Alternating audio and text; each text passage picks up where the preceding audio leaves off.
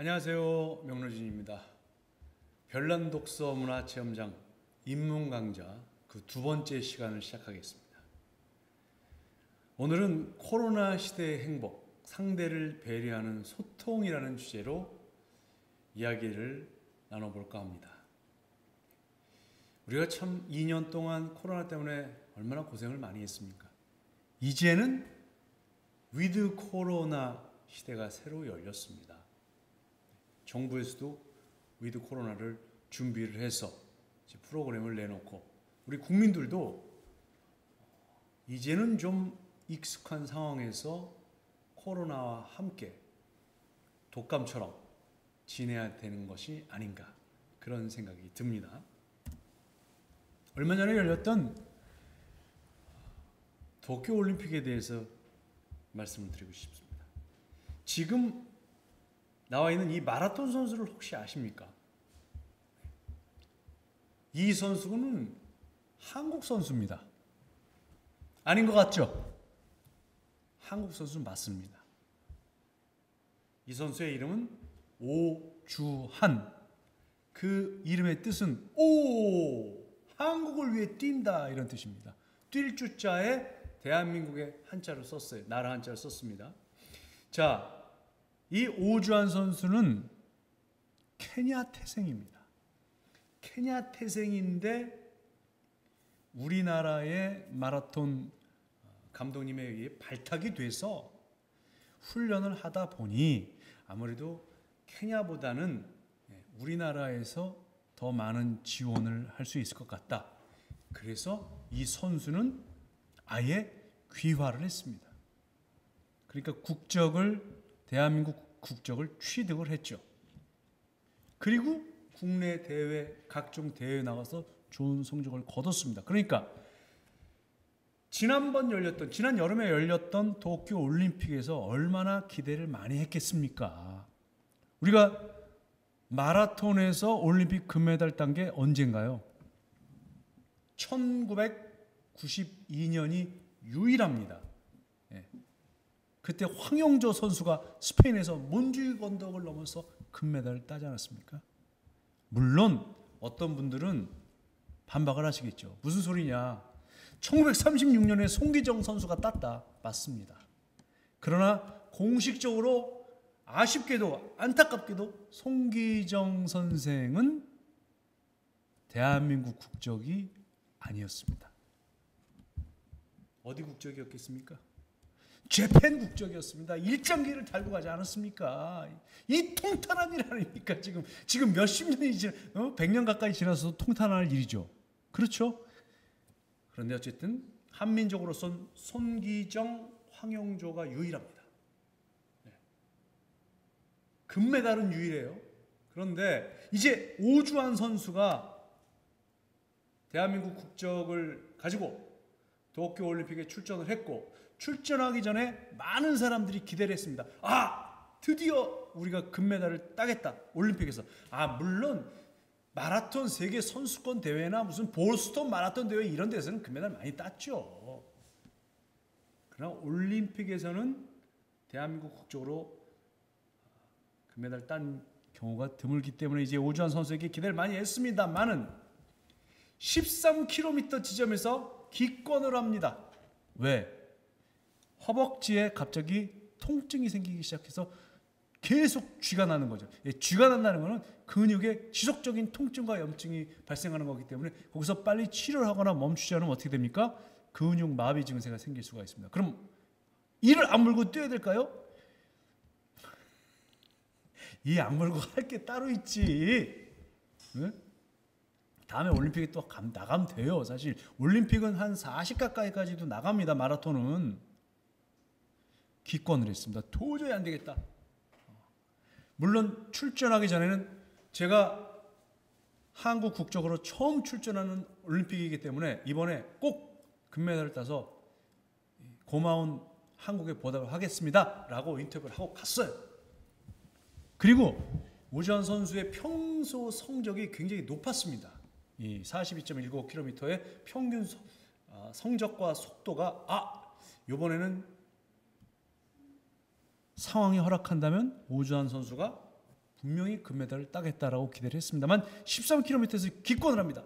이때 모 방송국 해설위원이 이렇게 얘기를 합니다. 찬물을 끼얹네요. 찬물을 끼얹어. 이럴 수가 있습니까? 이봉주 선수에 이어서 메달을 따줄 거라고 기대를 했는데 이봉주 선수는 은메달 땄습니다. 네. 금메달 못 땄어요. 이러면 안 됩니다, 여러분. 네.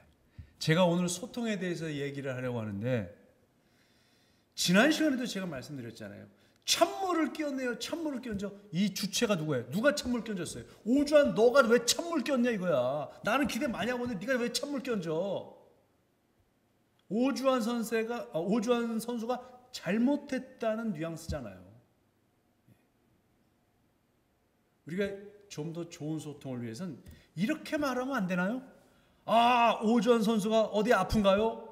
많이 다친 게 아니면 좋겠습니다. 저로서는 참 아쉽지만 선수 건강이 최우선이니까요. 참 안타깝지만 다음 기회를 기대하겠습니다. 이러면 좋잖아요. 이거 제가 만든 말이에요. 제가 해설위원이면 이렇게 할 것 같아요. 그런데 거기다 대놓고 왜 찬물을 껴줘. 만약에 해설위원 아니었으면 욕했을 거야. 너 이리 와. 멱살 잡고.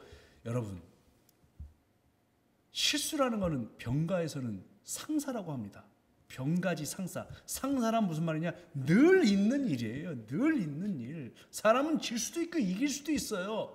23전 23승은 이순신 장군만 할 수 있는 거예요. 일반 사람들은 그냥 23전 하면 한 13승 10패 정도면 잘하는 겁니다. 야구에서 메이저리그 역사상 120년 역사상 가장 높은 타율이 몇 할 몇 푼인지 아십니까 여러분? 타이 컵스의 3할 1푼 4리예요. 10번 나가면 3번 치는 게 제일 잘 친 사람이 3할 1푼 4리. 그렇게 어려운 겁니다 여러분. 10번에서 3번 성공했다. 잘한 겁니다. 잘한 거예요. 근데 10번에서 7, 8번 성공하길 바라면 안 되죠. 10번 마라톤 출전했는데 한두 번은 기권할 수 있는 거고 5, 6번은 메달권 안에 못 들어가는 거고 그 중에 운 좋으면 한 번 금, 은, 동메달 중에 하나 따는 겁니다. 우리는 기대치가 너무 높아요. 은메달 따면 울어. 세상에 은메달 따면 우는 선수들 우리밖에 없어. 아니 왜 울어? 은메달 2등이잖아요. 그죠? 다음에 금메달 따면 되지. 기대치가 너무 높아요. 기대치를 좀 낮춰야 돼. 도쿄올림픽 얘기를 하나 더 하겠습니다. 2021년 도쿄올림픽 여자 배구 우리가 한일전을 했어요. 예. 사실 이거 저 운동선수가 돼가지고요 한일전에 나간다. 이거는 거의 명량해전에 나가는 거나 마찬가지입니다, 여러분. 예. 특히 축구 선수들 한일전에서 졌다. 큰일 납니다. 예. 한 2달 가요. 자, 도쿄올림픽 여자 배구 예선에서 이제 한일전에 이기면 우리가 8강에 가는 아주 중요한 고비입니다. 그런데 세트 스코어가 또 절묘하게 2대2였다가 3대2로 우리가 승리를 했어요. 근데 그 마지막을 김연경 선수가 장식을 했죠.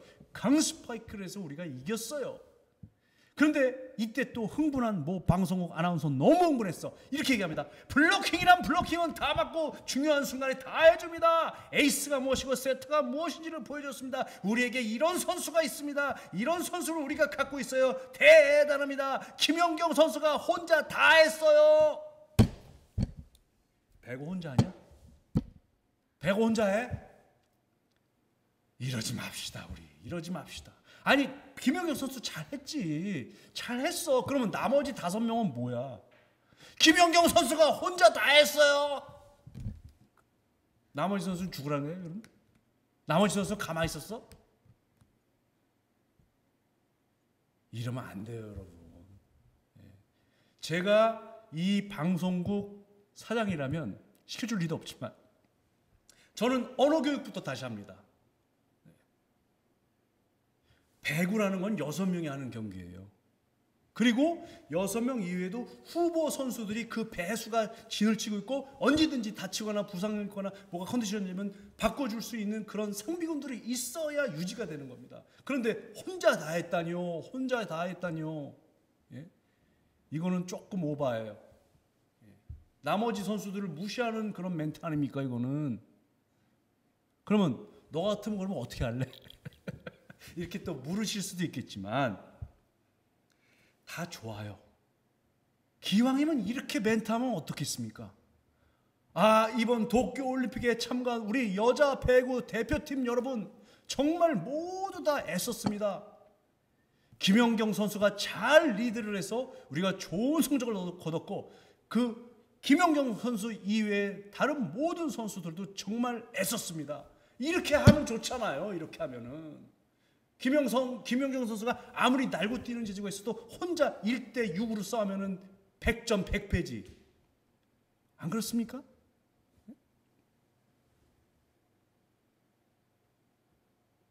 세계 축구의 3대 리그가 있습니다, 여러분. 프로축구 3대 리그. 뭐냐면요. 영국의 프리미어 리그, 우리 손흥민 선수가 뛰는, 그 다음에 스페인의 프리메라 리그, 그리고 이탈리아의 세리에 A 리그, 이렇게 세 개를 3대 리그라고 그래요. 세계 프로축구 리그 중에 가장 핫한 리그예요. 무슨 독일의 분데스리가, 물론 독일이 국가대표로서 훌륭하지만 안 쳐줘. 그거하고는 다른 문제예요. 왜냐하면 프로축구 구단들이 제일 돈을 많이 들이고 제일 열기가 뜨겁고 핫한 곳이 바로 이 3대 리그예요. 그런데 바티스투타라는 아르헨티나 선수가 있었습니다. 프로축구 리그는 뭐 국적 상관없이 하니까요. 그렇죠? 그러니까 우리나라 손흥민 선수가 지금 토트넘에서 뛰고 있지 않습니까? 바티스투타 선수가 피오리나라는 시에 소속이 돼서 축구를 시작합니다. 여기서 10년을 뜁니다. 그런데 너무 잘해, 바티스투타가. 잡았다 하면 골이야. 그래서 아나운서가 바티스투타 골! 바티스투타 골! 잡으면 골이라서 별명이 바티골이에요. 바티골.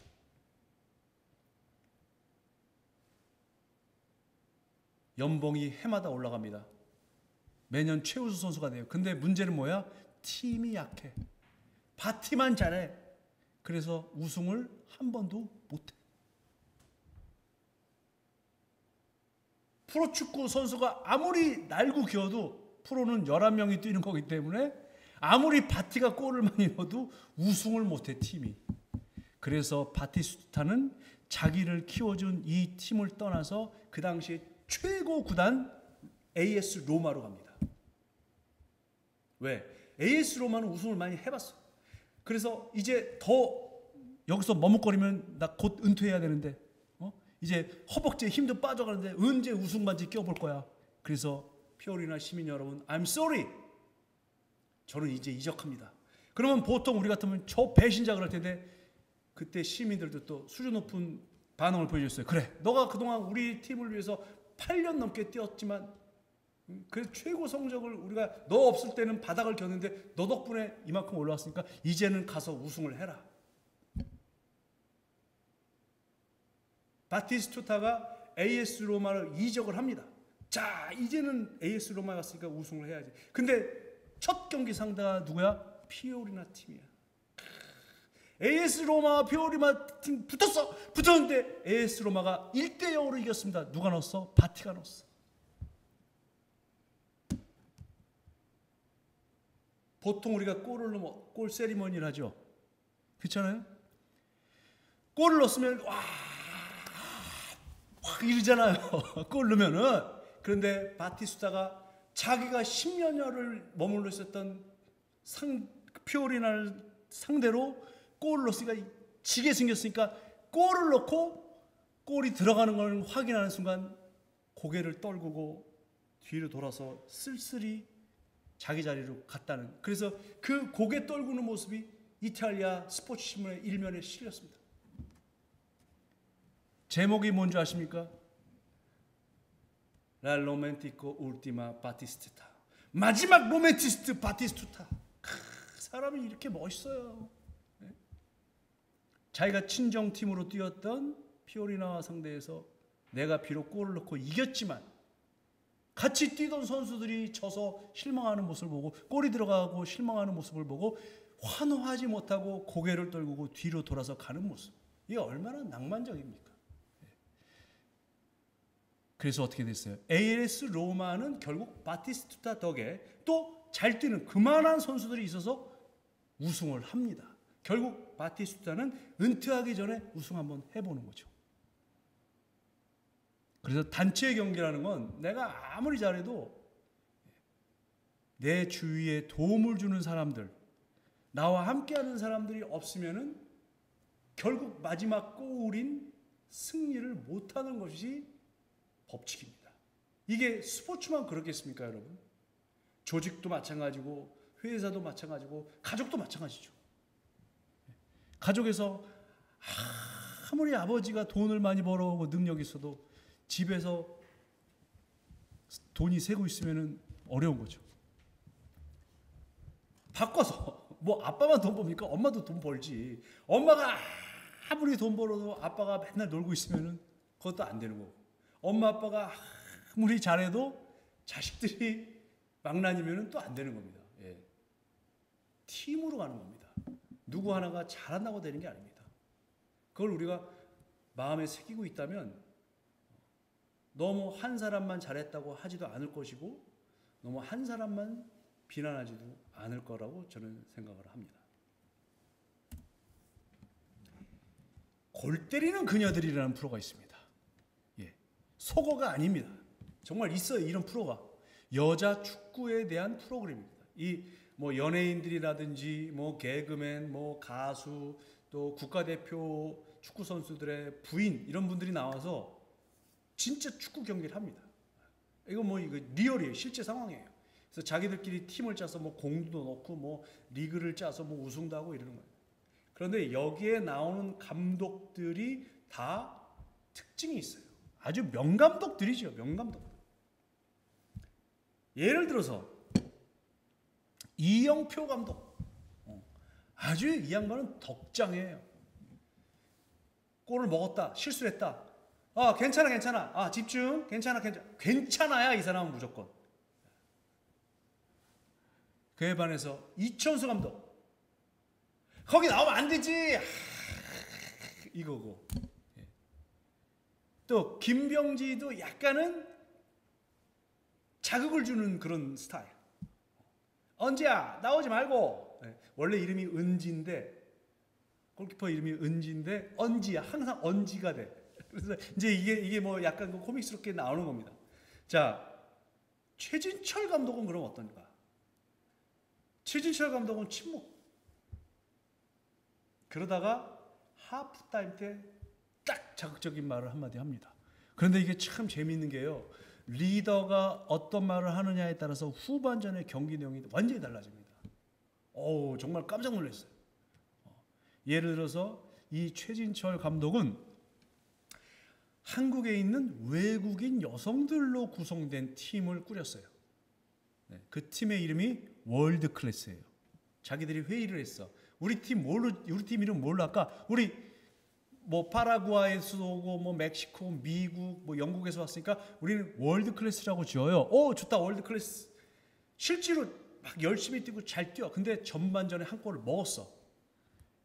그것도 끝나기 직전에 한 골 또 먹었어. 그래서 최진철 감독이 하프타임 때 뭐라고 얘기했냐면, 여러분들이 팀 이름을 뭐라고 졌습니까? 월드 클래스라고 졌죠? 지금 전반전 월드 클래스예요? 월드 클래스라고 스스로 생각해요? 후반전에는 뭔가 보여줍시다.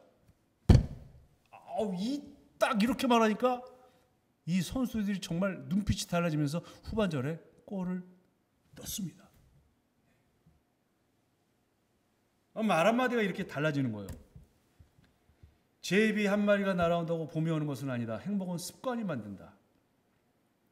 누가 얘기를 했냐면, 우리나라 속담도 아니고 영어 속담도 아니고, 제비 한 마리가 날아온다고 봄이 오는 것은 아니다라는 말은 아리스토텔레스가 얘기했습니다. 왜냐하면 행복해지려면 습관부터 고쳐야 된다는 게 아리스토텔레스 선생님 말씀이에요. 그런데 여러 가지 행복을 만드는 요소가 있지 않겠어요? 예, 아리스토텔레스는 가장 좋은 행복, 가장 좋은 쾌락은 지성에서 온다고 그랬습니다. 그래서 행복해지려면 뭘 해야 된다? 배워야 된다. 근데 이 배우는 게 대학원 가서 무슨 뭐 논문 쓰는 것만 배우는 게 아니에요. 문화센터에 가서 지터박 배우는 것도 배우는 거고, 예, 지터박. 어르신들이 지루박이라고 하죠. 춤 배우는 것도 배우는 거고요. 뭐 어디 가서 특강을 듣는 것도 배우는 거고, 내가 잘 모르는 것은 나보다 어리거나 나보다 못하는, 뭔가 다른 분야에서 못하는 사람에게 배우는 것도 배우는 겁니다. 그래서 아리스토텔레스는 행복해지려면 배워야 된다, 이런 말씀을 하셨습니다. 아리스토텔레스는 행복에 대한 책을 썼습니다. 예. 행복에 대한 책만 쓴 게 아니고요. 그때는 문과 이과도 없었으니까 온갖 분야의 책을 다 썼어. 아리스토텔레스가. 예. 아리스토텔레스가 온갖 분야의 책을 다 썼어. 무슨 생물학, 의학, 뭐 논리학, 수사학, 철학, 행복론까지 썼잖아요. 그래서 자기 아들 니코마코스라는 아들이 있는데, 니코마코스 넌 이렇게 해야 행복할 수 있어 라고 쓴 게 니코마코스 행복론이에요. 행복해지기 위해서는, 예, 아리스토텔레스는 이렇게 얘기했습니다. 용기가 있어야 되고, 관대해야 되고, 절제가 필요하고, 관조를 해야 된다. 뭐 행복해지려면 수십 가지가 필요해. 근데 불행은 딱 세 가지. 사람이 불행해지는 거는 세 가지다. 아리스토텔레스가 그렇게 얘기했어요. 첫 번째, 부모를 잘못 만나면 불행하다. 정확하게는 행복해지기가 어렵다. 이렇게 썼습니다. 부모를 잘못 만나면. 이 말은 뭐냐면, 태어나기를 너무 열악한 환경에서 태어나면 당연히 행복해지기가 어렵겠죠.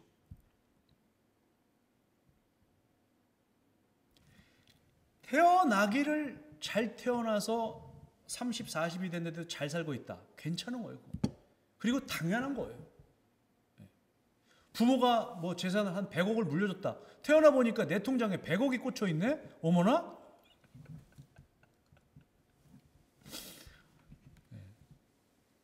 그런데 지금 한 재산이 3배로 늘었네? 괜찮은 겁니다. 당연한 겁니다. 안 까먹은 것만 해도 당연한 거지. 그런데 태어나 보니까 아빠는 알코올 중독에 맨날 폭행을 일삼고, 엄마도 굳이 그렇게 자녀 교육에 관심이 없고, 형제는 8명이고 뭐 이러면은, 집안에는 뭐 가진 게 없고 이러면 아주 힘든 겁니다. 그런데 그런 환경에서 자수성가했다, 성공했다, 이거는 훌륭한 거죠. 이런 사람들은 더 존경받아야 되는 거죠. 그래서 아리스토텔레스가 2300년 전에 이미 정의를 했어요. 부모를 잘못 만나면 행복해지기가 어렵다. 이건 뭐 당연한 얘기입니다. 두 번째, 친구를 잘못 만나면 불행하다. 와, 이 친구의 영향력이라는 것은 굉장한 거예요. 예. 오죽하면 친구 따라 강남 간다는 말이 생겨났겠습니까? 그런데 여러분, 이건 저의 말이니까 너무 여러분들이 다 옳다고 생각하지 마시고 들어주세요. 저는 이렇게 생각합니다. 예. 이건 많은 심리학자들도 동의하는 바인데, 사람의 인생이라는 것은, 일생이라는 건 말이죠, 어린 시절이 있고 청소년 시절이 있고 또 20, 30대 청년기가 있고 중년기가 있고 장년기, 노년기가 있지 않습니까? 그런데 이 많은 뭐 5개, 6개 되는 단계와 시기 중에 나한테 친구가 제일 중요하다, 그런 시기가 언제인 것 같아요? 물론 평생 동안 친구는 중요합니다. 그러나 그 순위는 뮤직뱅크의 가수 순위 바뀌듯이 바뀌는 게 맞아요. 일생에서 친구가 나한테는 제일 중요해. 부모보다도 뭐 형제보다도 누구보다도 친구가 나한테 제일 중요하는 시기는 어떤 시기겠어요? 그렇죠. 청소년기입니다. 이거는 연구 결과가 나와 있어요. 뭐 심리조사, 뭐 전수조사 다 했는데 인생에서 나한테는 친구가 제일 중요해. 이 시기는 어떤 시기? 청소년기. 그리고 청소년기에는 그래야 살 수 있는 거고 그들의 의식이라든지 감정이라든지 성장에는 그것이 도움이 되기 때문에 청소년기에는 친구가 제일 중요합니다. 청년기에는 뭐가 제일 중요할까요? 누가 제일 중요할까요? 네? 청년기에는 애인이 제일 중요해요. 청년기에는 내가 사랑할 사람을 찾는 게 제일 급선무인 겁니다. 그래야 가정을 꾸릴 거 아닙니까? 아니 안 꾸려도 돼. 웬만하면 꾸리지 마. 근데 꾸리려면 애인이 중요하니까 청년기에는 애인. 그러면 소년기, 유아동기엔 누가 제일 중요해요? 그렇죠. 부모가 제일 중요하죠. 아니 지금 뭐 유치원 다니는데 5살인데 부모가 제일 중요하지. 부모한테 나는 지금 친구가 제일 중요해. 나 간섭하지 마. 이래? 그래 가라. 유치원 가. 그럼 장년기로 가봅시다. 장년기 때는 그럼 누가 제일 중요합니까? 예? 장년기 때 자식이 중요합니다. 결혼했으면, 즉 결혼해서 아이를 낳았으면 자식, 가족이 제일 중요해요. 결혼하고 자식이 없으면 그렇지도 않지만, 그런데 장장년기, 즉 50을 기준으로는 이것이 또 바뀝니다. 50이 넘어갔을 때는 누가 제일 중요해야 할까요? 내가 제일 중요해야 됩니다. 나를 위주로 생각해야 돼요.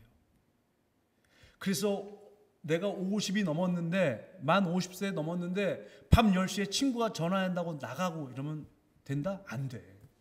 나가지 마. 그거는 청소년들이 하는 일이에요. 청소년들이. 50이, 제가 아는 후배 얘기를 해드릴까요? 제가 아는 후배는 지가 무슨 예수라고 12인 회가 있어. 고등학교 동창들끼리 12인 회야. 걔도 나이가 50인데 거실에 가잖아. 걔네 집에 가잖아. 거실에 12인 회가 찍은 단체 사진이 걸려 있어요. 가족 사진은 없어. 아니 정말이에요. 농담이 아니야. 이거 진짜예요. 12인 회 사진이, 단체 사진이 걸려 있다니까. 거실에.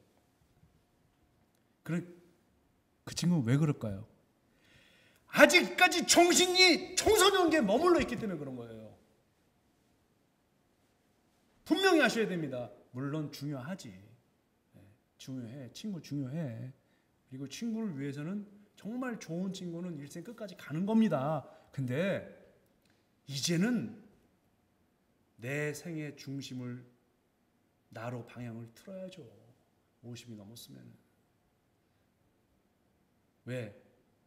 자기 자신을 사랑하는 것이 타인에 대한 사랑의 근본이에요. 자기 자신을 사랑하지 않고 자기 자신을 위하지 않으면서 남을 위할 수는 없습니다.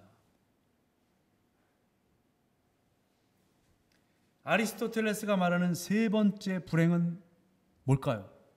여기서 제가 말씀드릴 수가 없어요. 왜냐하면 이거를 말씀드리면 비난이 빗발칠 것 같아서 제가 말씀 못 드립니다. 아리스토텔레스가, 궁금한 분들은 니코마코스 윤리학을 찾아보세요. 아리스토텔레스가 이 세상에 행복해지려면 용기가 있어야 되고, 관대해야 되고, 절제가 있어야 되고, 관조해야 되고, 배워야 되고, 뭐 수십 가지 얘기했어요. 근데 불행은 딱 세 가지. 인간이 불행해지는 요인은 딱 세 가지. 첫 번째, 부모를 잘못 만나면 불행해진다. 친구를 잘못 만나면 불행해진다. 세 번째, 이런 사람은 행복해지기가 어렵다 그랬어요. 궁금하시죠? 네. 뭔지 궁금하시죠? 궁금하면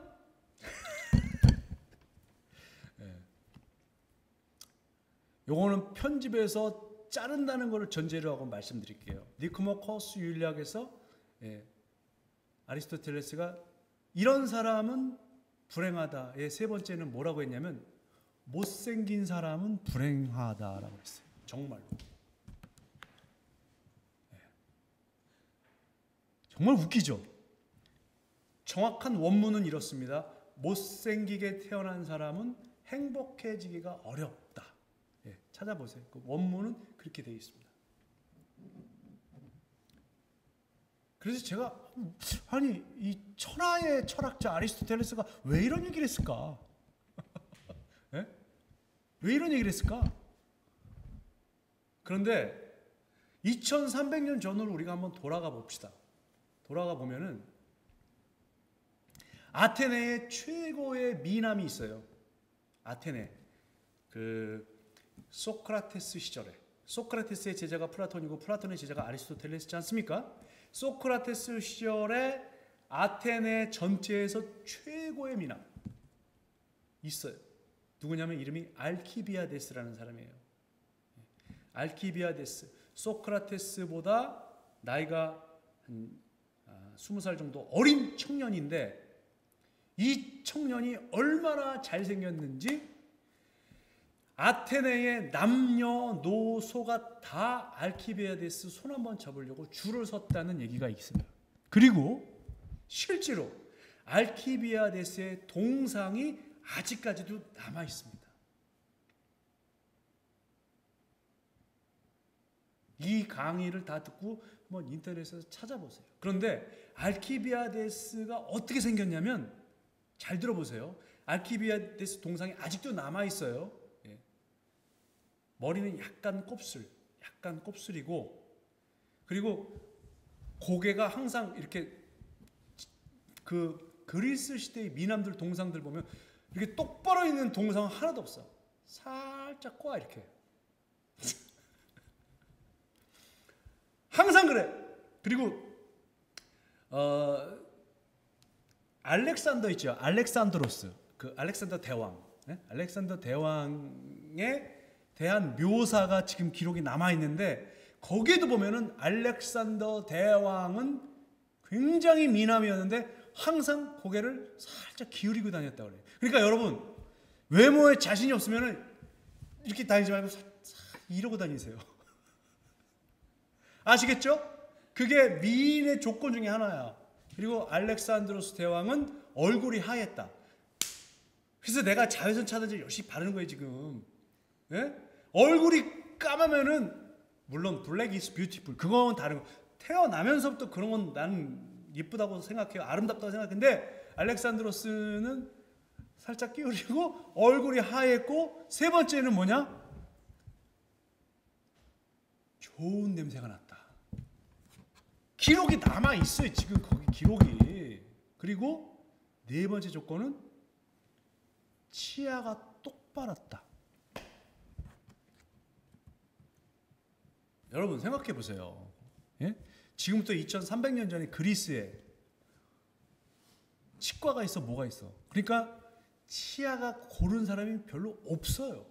다 치아가 이렇게 보통 치아가 이렇게 나야 되는데 다 이렇게 나 있다니까. 그러니까 입을 다물고 있으면 이쁜데 남녀 불문 입을 다물고 있으면 이쁜데 갑자기 첫 소개팅이 나갔는데 하는 순간 치아가 이렇게 돼 있으면은 미인의 조건에서 떨어지는 거잖아요. 그렇잖아요. 그렇죠? 그래서 좋은 뭐 짝도 잘 90점짜리 짝을 만날 걸 80점짜리 짝을 만날 수도 있었을 거 아니에요. 지금 얘기가 아니라 2300년 전에는. 그러니까 아리스토텔레스 선생이 그렇게 얘기하지 않았을까? 이런 생각을 하는 겁니다. 추측을 하는 겁니다. 그러니까 지금은 다행이죠. 예. TEL 교정도 받을 수 있고 여기 뭐 저기 호수도 쌍수로 만들 수도 있고 예. 늘 그렇지만은 과도한 음주와 흡연은 건강에 해롭습니다. 그래서 과도한 보톡스도 건강에 해로워요. 알아서 편집하세요. 자르든지 빼든지. 톨스토이는 안나 까레니나라는 책에서 유명한 말을 남겼어요. 첫 문장이 이겁니다. 행복한 가정은 모두 비슷하게 닮았지만 불행한 가정은 제각각의 이유가 있다. 이게 굉장히 유명한 첫 문구예요. 왜 이런 얘기를 했냐? 행복한 가정 보세요. 비슷해. 일단 경제적인 안정이 중요해. 가난한데 행복하기는 조금 어려워. 가난해도 물론 행복할 수 있어요. 근데 더 이상 우리 그런 얘기 하지 말자고. 지금 우리가 자본주의 사회에 살고 있잖아요. 그러니까 돈이 없어도 행복할 수 있어? 아니, 물론 행복할 수는 있어. 그렇지만 자본주의잖아요, 우리가. 어느 정도 경제적인 안정은 중요하고 필수적인 겁니다. 두 번째, 부모가 성실해야 돼. 이것은 그 두 개만 갖춰져 있으면 웬만큼은 다 행복해. 물론 경제적으로도 안정돼 있고 부모가 성실해도 자식이 음주운전하고 경찰관을 때린다거나 이럴 수는 있어. 뭐 자식이 무슨 뭐 뽕을 맞는다거나 알아서 편집봤어요. 그럴 수는 있어. 부모는 다 성실하고 경제적으로는 안정돼 있는데 자식이 망나니 이럴 수는 있지만 대체적으로 비슷해요. 비슷해. 그런 부모 밑에는 그런 자식들이 나오기 때문에 집에 가면 엄마가 아유 왔니? 아이고 우리 사랑하는 누구누구 맨날 이러고 아빠는 아빠도 잘 보살펴주고 엄마도 안정, 아빠도 안정, 집안에 그 경제적으로는 크게 어렵지 않고 부모가 정직하고 성실하고 웬만큼 자식이 말썽 안 부리고 그러면 행복한 거예요. 더 이상의 큰 이유가 없어. 그런데 불행한 가정은 다 제각각이야. 첫 번째, 아빠가 맨날 술 마셔. 행복해지기가 어려워요. 두 번째, 아빠가 맨날 바람 펴. 행복해지기가 어려워. 세 번째, 어떤 가정? 아빠가 맨날 술 마시고 바람 펴. 행복해지기가 어려워. 어떤 가정? 아빠가 맨날 애들 좁혀. 막 부인도 패고. 행복해지기 어려워. 다섯 번째 가정? 아빠가 맨날 술 먹고 바람 피고 좁혀고. 어려워. 그런데 엄마는 뭐 또 가정에 엄마가 중심이 돼서 그러면 아이 저 남편이라도 저러니까 나라도 정신 차려야 되겠다가 아니고 엄마는 또 뭐 맨날 주식하고 코인으로 돈 날려 맨날.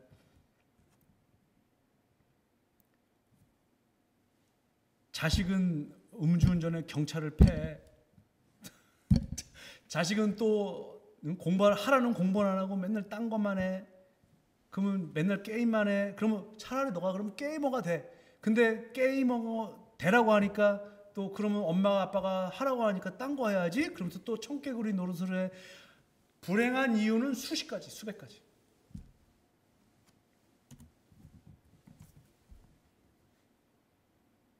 흥분을 가라앉힙시다. 그리고 고전으로 돌아갑시다. 이 중국의 성인이 있지 않습니까? 맹자.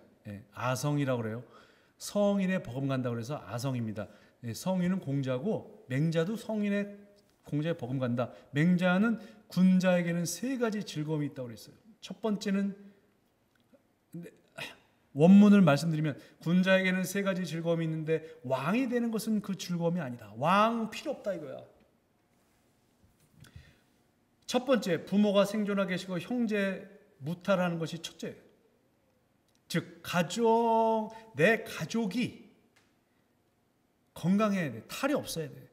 뭐 아무리 내가 잘나고 아무리 내가 무슨 뭐 하버드 박사를 따고 아무리 연봉이 수억이 돼도 맨날 집에 가면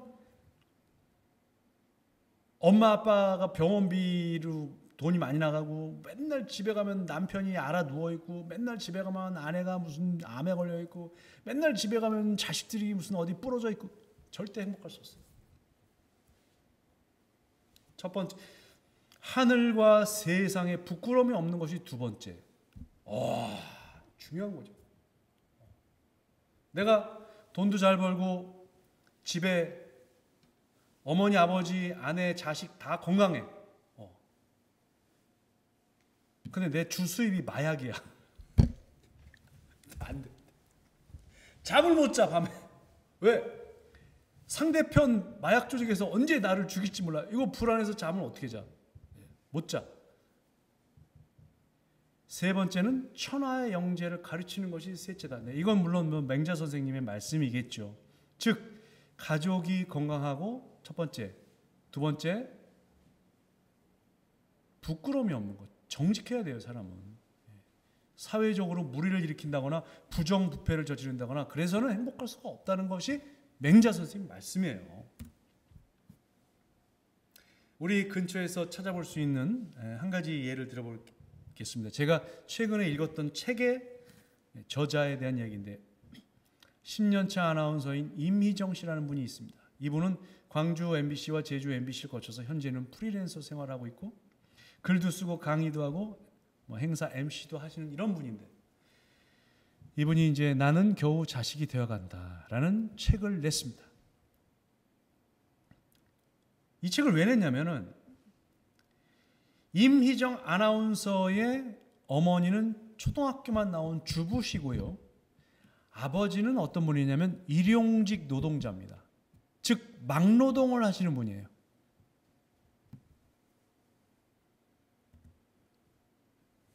(1948년생인) 아빠는 국민학교를 중퇴했고 이 책에 나오는 내용입니다. 지금은 초등학교라고 하지만 52년생 엄마는 국민학교만 졸업했습니다. 그런데 나는 그 딸인 84년생인 나는 대학원 석사를 마치고 아나운서까지 됐습니다. 얼마나 자랑스럽습니까? 잘 됐죠. 그런데 아나운서가 돼서 방송국에 들어가니까 방송국 사람들이 묻더래요. 아빠는 뭐 하시나? 그러면 네, 저희 아버지 막노동 하세요. 이렇게 대답하기가 부끄러워서 건설 일 쪽 하시는데요. 그랬대요. 그러면 지레짐작을 한대. 아, 건설회사 사장님이시군. 또는 건설회사 임원이시군. 나는 그런 말 한 적이 없는데. 그러면 그 다음 질문이 뭐예요? 그럼 아버님은 몇 학번이셔? 어디 건축학과 나오셨어?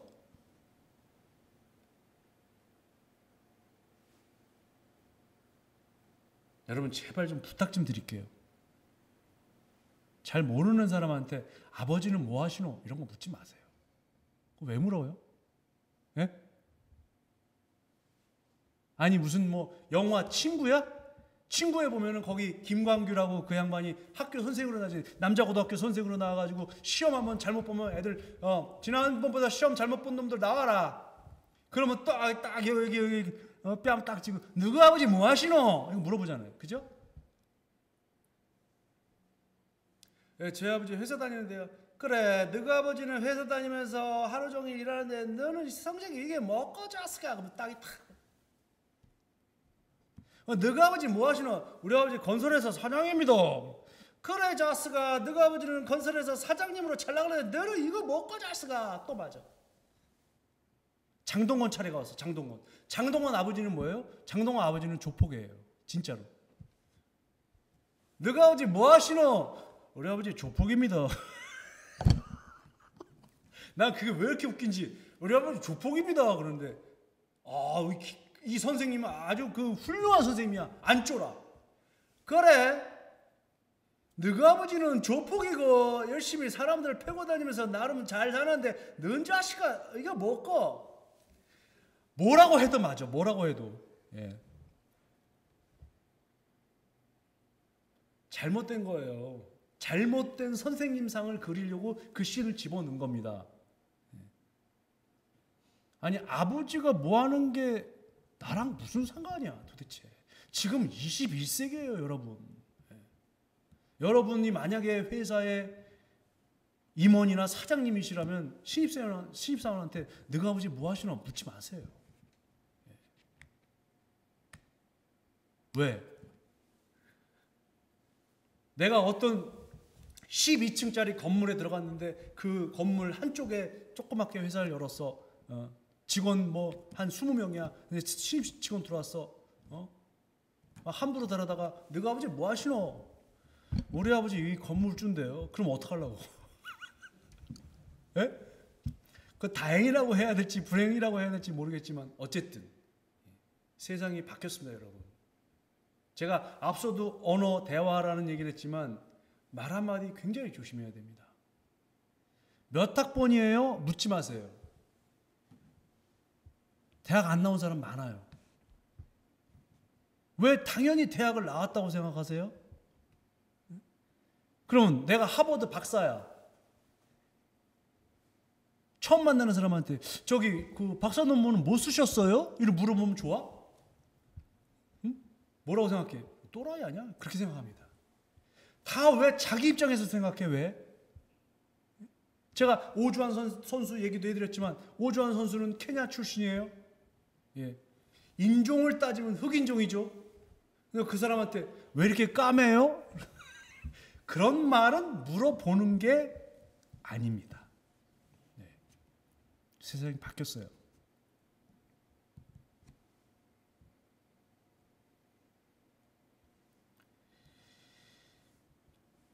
물론 많은 회사에서 어떤 뭐 성희롱이라든지 그런 교육을 시키고 있지만 요즘에는 여성한테 어우 왜 그렇게 예쁘세요? 이런 얘기도 하면 안 돼요. 왜냐하면 판단이 들어갔기 때문에. 사람은 예쁠 수도 있고 안 예쁠 수도 있어요. 상태가. 예? 잘 이렇게 바르면 예쁜 거고 안 바르면 좀 안 예쁠 수도 있는 거고 건강에 안 좋으면 또 이렇게 피부 안 좋을 수도 있는 건데 어떻게 이렇게 예쁘세요? 얘기하지 마세요. 당신한테 그런 얘기 들으려고 제가 오늘 꾸민 거 아니에요. 남자한테도 마찬가지예요. 남자한테도 저는 남자한테도 어떻게 이렇게 잘생겼어요? 이런 얘기 안 해. 듣기 싫을 수도 있어요. 왜? 걔는 그게 지겨워. 안 그럴 것 같아요? 정우성 봐봐. 정우성이 얼마나 그 잘생겼습니까? 정말 빛이나 얼굴에서 막 정우성한테 정말 실물 보니까 너무 잘생겼어요. 그러면 정우성이 정말요? 제가 그렇게 잘생겼어요? 와 이럴 것 같아요?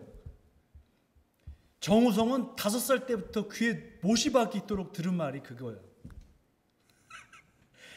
아무 감흥이 없어.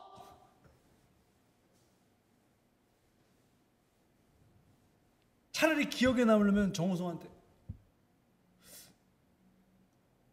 오늘은 좀 못생김 장착했네? 차라리 이렇게 얘기해보세요. 그러면 다 기억할 거야.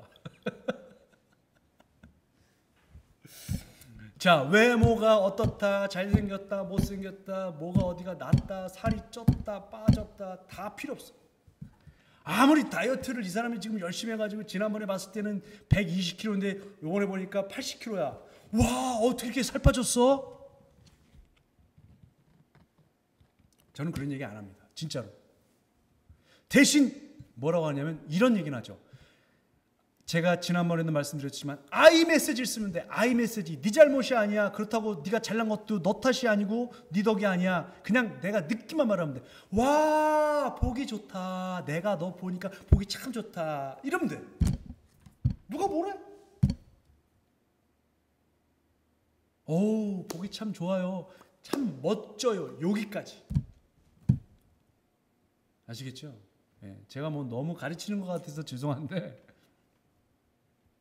아니 왜 그런 거 많잖아요. 이제 곧 입시철인데 예? 아니 입시철 되면 왜 남의 아들 남의 딸 대학 입시가 왜 궁금한 거야. 자기네 그 딸내미 어디 갔어? 뭘 어디 못 갔어. 왜 어쩌라고 못 갔어. 그럼 못 간 사람 부모 심정은 왜 생각을 안 합니까? 묻지 마요. 그러면 어디 갔어를 묻는 이유가 혹시 뭔지 여러분 아세요? 모르시죠? 전 알아요. 제가 그런 걸 많이 겪었어. 주변에. 예를 들게. 내가 우리 아들이 예를 드는 거예요. 우리 아들이 서울대 갔어. 요번에. 그런데 우리 아들 또래 친구들 내 친구들 내 선후배들 요번에 시험 봤단 말이야. 그런데 만나서 그럼 물어보고 싶어? 안 물어보고 싶어? 물어보고 싶지. 왜? 나는 우리 아들 서울대 갔으니까. 자기네 저기 딸내미 어디 갔어? 저기 어디 갔어? 인서울 갔어. 아유 잘 됐네. 우리 아들 서울대 갔어. 이 얘기하려고 얘기하는 거야. 응? 서울대나 연대나 고대나 뭐 이거 어디쯤 내세우고 싶은데 갔으니까 그거 물어보는 거야.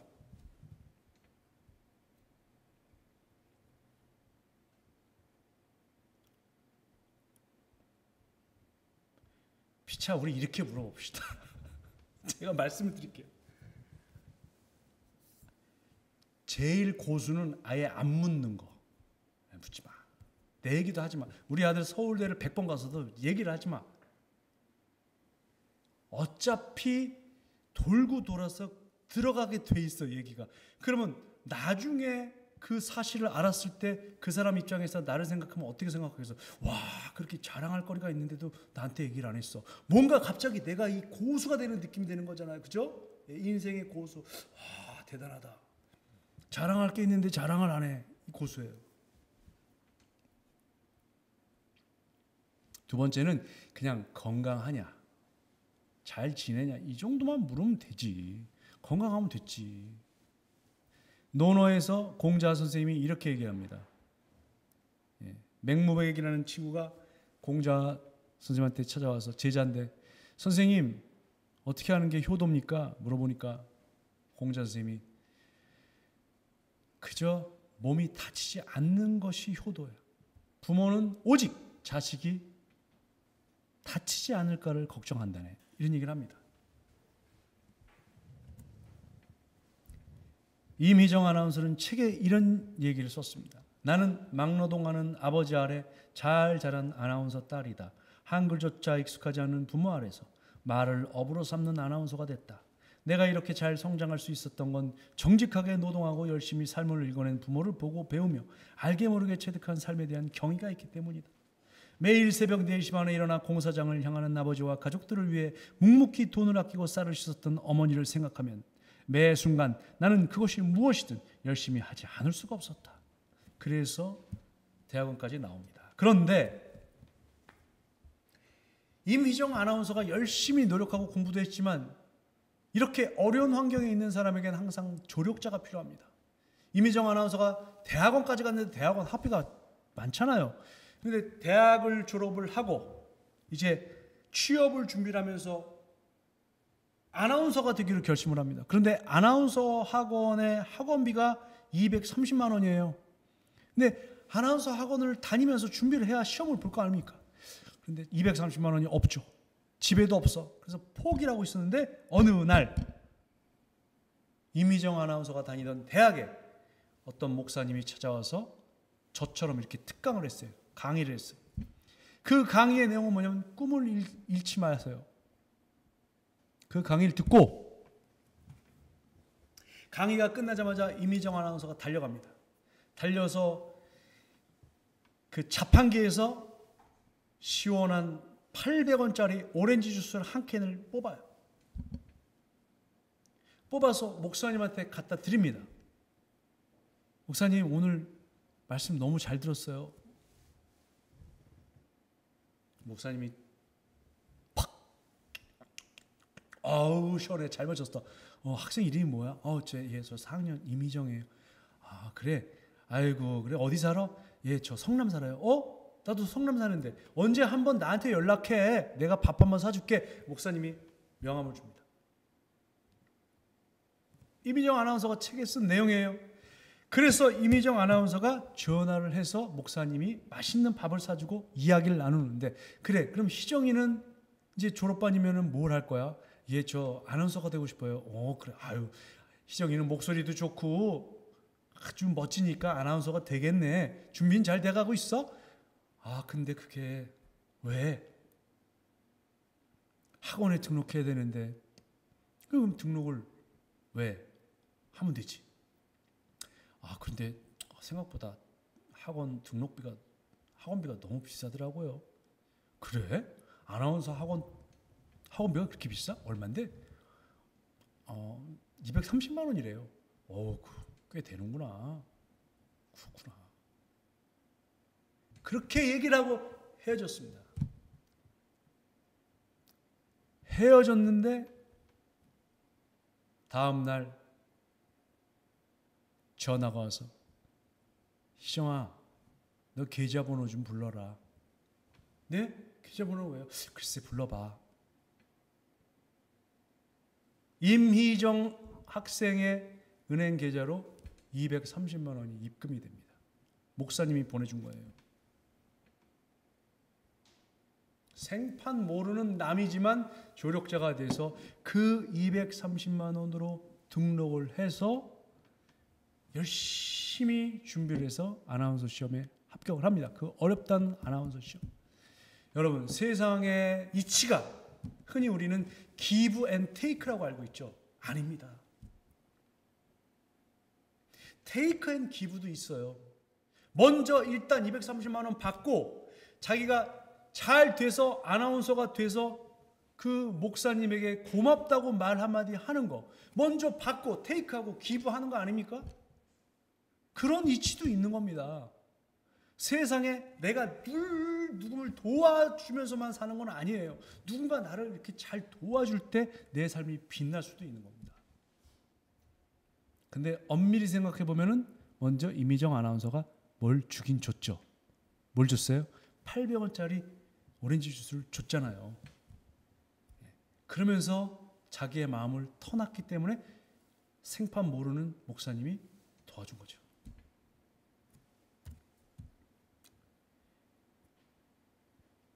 불경에는 이런 말이 있습니다. 재물이 없으면 미소를 주어라. 물건이 없으면 따뜻한 말 한마디를 주어라. 누군가 아파서 직접 찾아갈 수 없을 때는 그를 위해 기도를 해라. 우리가 소통할 수 있는 방법은 얼마든지 많이 있습니다, 여러분. 그리고 우리가 행복해질 수 있는 방법은 또 얼마든지 많이 있습니다. 작은 거 하나를 줌으로써 행복해질 수 있고 가지지 않은 거를 줌으로써 행복해질 수 있습니다. 이 말이 뭐냐? 우리가 흔히 하는 말 중에 이런 말 있죠. 나 너한테 빈정상했어. 빈정이라는 게 뭐예요? 비어있는 정에 원래 없는 겁니다. 원래 있는 거가 상하는 것보다 더 무서운 게 원래 없는 게 상하는 거예요.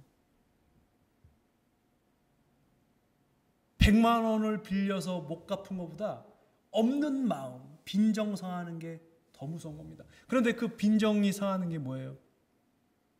잘못하는 말 한마디죠. 그 말 한마디를 조심하면서 소통할 때 행복해질 수 있습니다. 그리고 생판 모르는 사람이라고 해도 얼마든지 우리가 도와줄 수 있고 얼마든지 우리가 도움을 받을 수가 있습니다. 어떻게 사람이 자기가 잘 알고 친한 사람만 돕습니까? 그런 일은 세리도 무섭게 세금을 걷어가는 세리도 하는 일이라고 성경에도 나와 있습니다. 막 동서양을 넘나듭니다. 제가 지금